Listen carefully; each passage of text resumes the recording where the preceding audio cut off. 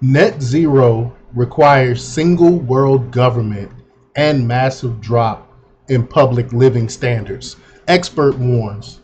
And I agree from all of my studies into the whole net zero thing. That's the same exact conclusion I came to that they have to turn these developed countries like the United States into a third world country to make this net zero thing even work. So all your standard of living that you live as an American will be wiped out to follow this global warmist agenda, which will hurt you in the long run.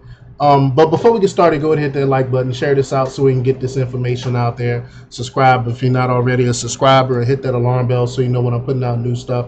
Also, check out my link tree in the description. It has a link to my Patreon where I talk about things I can't talk about here. There's also a link to my Instagram and my merch store. Also, check out jjthepsychotherapist.com for news as well. All right, let's talk about this news. A prominent expert has sounded the alarm on the globalist green agenda, cautioning the public about the true impact of the World Economic Forum's net zero targets.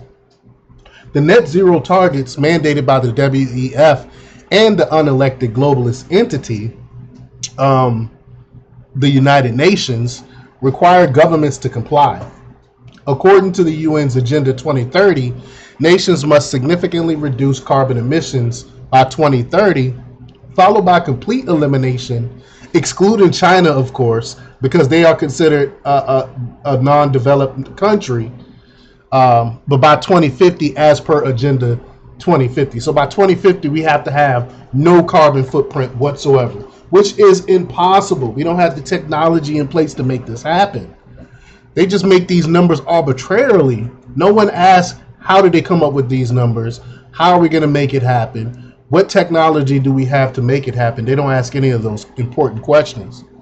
The UN and the WEF advocate sacrifices from the public, including giving up freedom, living cashlessly with digital IDs, halting travel, surrendering property, adopting insect-based diets, and ending capitalism. These are things that I all talked about before, all in the name of saving the planet from the alleged climate crisis.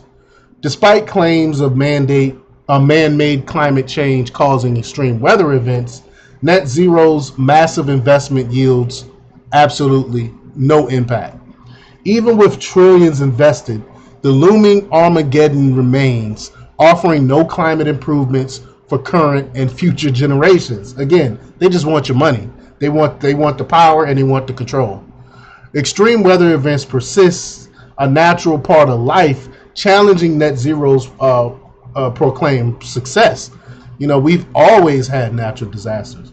And the pursuit of this agenda endorsed by world leaders prompts warnings of civilization's profound negative consequences.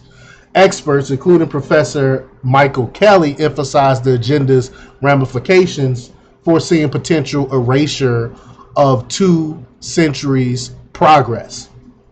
To meet the net zero goal, the public must endure a lowered quality of life, ceding control to a single world government.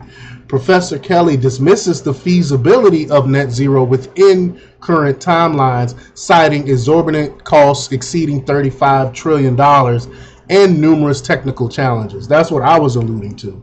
We do not have the technology to do this. Infrastructure requirements like scalable non-fossil energy storage pose additional hurdles, potentially escalating costs beyond $100 trillion. Attempting net zero or failing to achieve it could surpass total U.S. government spending projections by 2050. The professor denounces the idea that achieving net zero without a command economy, declining living standards, and technical miracles is a falsehood.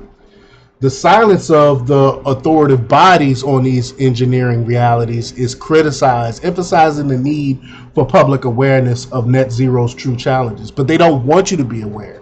They want you to follow suit. They don't want you to ask questions. They want you to just say yes and agree to the globalist green agenda. But let me know what you think. Leave your comments down below. Like, share, subscribe, and check out jjthepsychotherapist.com for the latest in news. Until next time, peace.